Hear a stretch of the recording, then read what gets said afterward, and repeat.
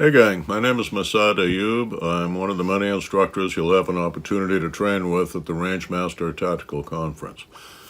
They've asked us to give you an idea of what we'll each be talking about and what our qualifications are to speak on those issues. In my case, I'll be talking about managing the aftermath, particularly the legal aftermath, of a self-defense incident. For background, I'm in my 41st year as an expert witness in weapons and shooting cases. Graduated several homicide investigation and officer-involved shooting investigation schools and have taught in that area as well. 43 years as sworn law enforcement officer, police prosecutor in the New Hampshire system, certified in 1988 through my retirement in 2017. Author of a number of books and articles in the field, etc., etc. 2 years as co-vice chair of the Forensic Evidence Committee for National Association of Criminal Defense Lawyers. 19 years as chair of the Firearms Deadly Force Training Committee for American Society of Law Enforcement Trainers. And in my 16th year now,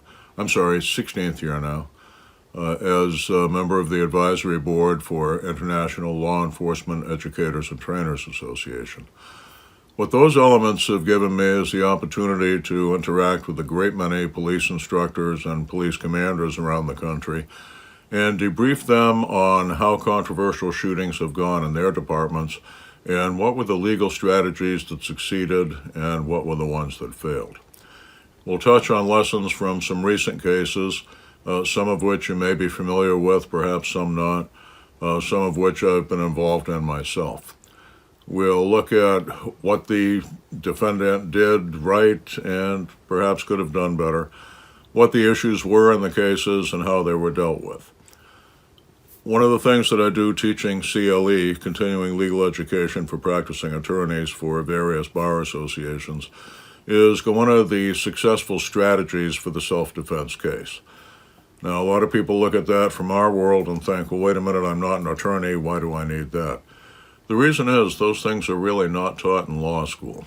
Most of you in a Tac-Con audience are going to know a lot more about weapons, tactics, and dynamics of violent encounters than your attorney knows. And part of what you're going to need to do is educate them in that area. I'm one of the many who'll be at Tac-Con trying to give you the tools to do that sort of thing. I know you'll enjoy the conference as much as I do. Shoot well, fight well, learn well. Hope to see you there.